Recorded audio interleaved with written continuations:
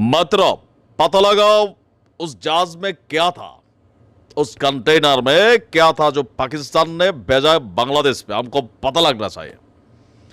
तो उसके बगल वाले में जो आदमी था उसने कहा कि हमने देखा साहब, हमने देखा। तूने क्या देखा? वो इतना बड़ा बड़ा डब्बा था, इतना 270 डब्बा आया, इतना बड़ा। तो हमने दरवाजा खोला तो अंदर से मैंने देखा। तूने क्या देखा? मैंने देखा, बिल्कुल साफ साफ देखा।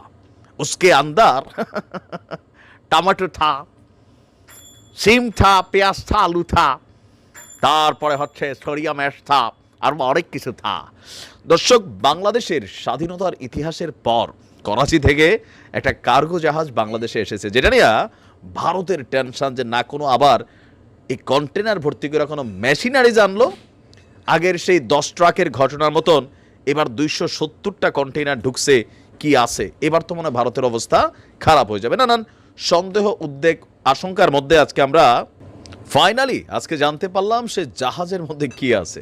ভারত ভাবলো কি আর ভিতরে মিলল কি?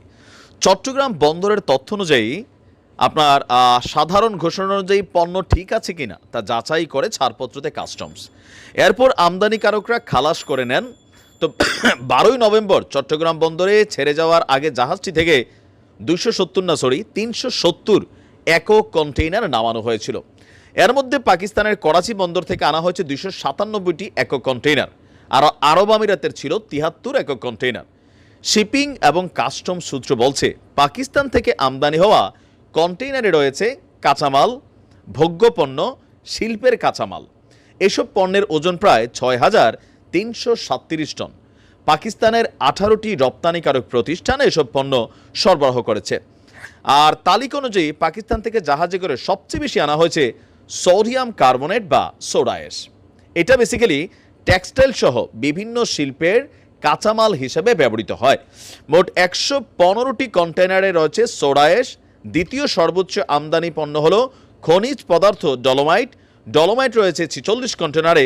35 একক কন্টেইনারে রয়েছে আপনার চুনা পাথর, আর বাকিগুলা এখানে কাঁচামাল আছে, ভোগ্যপণ্য আছে, অনেক কিছু আছে। তো বেসিক্যালি ভারত গতকালকে থেকে যেভাবে মার্কেটটা গরম করছিল, সেই মার্কেট গরমের মধ্যে আমরা ভাবছিলাম যে কি জানে কি, আবার আওয়ামী লীগের অনেক নেতাকর্মীরাও বিভিন্ন ছবি টবি দিয়ে বলতেছিলেন এইবার 10 ট্রাক না 297 বা 270 বা 290 কন্টেইনার ঢুকছে, মেশিনারি যে ভরা। ভারত বরাবরই টেনশনে থাকে যখন আওয়ামী লীগ সরকার ক্ষমতা থেকে সরে যায়, আর যার কারণে হয়তো উত্তেজনাটা একটা পারদ আকারে চলে যায়। तो माधी जी ने कहा बेटा ये तूने देखा? कहा ठाकुर मैं इतने देखा। कई दारा ঠাপাস করে একটা লাগাইছে, ছুটিয়ে লাল করে দেবো মাইড়ি, এরকম উল্টা পাল্টা খবর দিলে। ভালো থাকুন।